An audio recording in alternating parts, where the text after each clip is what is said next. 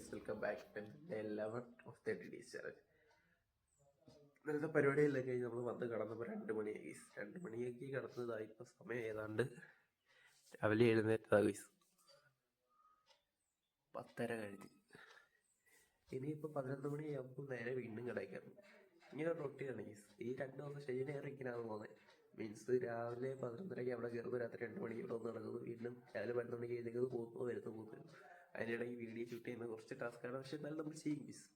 രാവിലെ എഴുന്നേറ്റ് വന്നപ്പോഴേ തെരുവിളി തുടങ്ങി. മുടിയും താടി എടുക്കാൻ കുറേ നാൾ കൊണ്ട് പറയുന്നത്, പിന്നെ അമ്മ കുറേ നാൾ കൊണ്ട് പറയുന്നതായതുകൊണ്ട് നമ്മൾ നേരെ കടയിൽ പോയി മുടിയും താടി എടുക്കാനായിട്ട്. നേരെ നമ്മൾ പോയി ഒന്ന് താടി ഷേപ്പ് ചെയ്ത് മുടിയൊന്നും മുള്ളറ്റടിച്ച് നേരെ വീട്ടിൽ വന്ന് വീട്ടിലിരുന്നുള്ള തെരുവിളിയും കേട്ട് നേരെ കടയിലോട്ട് വിട്ടു ഗൈസ്. കടയിൽ വിട്ട് കടയിൽ ഞാൻ ചെന്ന് കയറി കുറച്ച് ലേറ്റായിട്ടാണ്, പക്ഷേ തിരക്ക് ആ സമയത്ത് കുറവായിരുന്നു, അതുകൊണ്ട് കലിപ്പില്ല.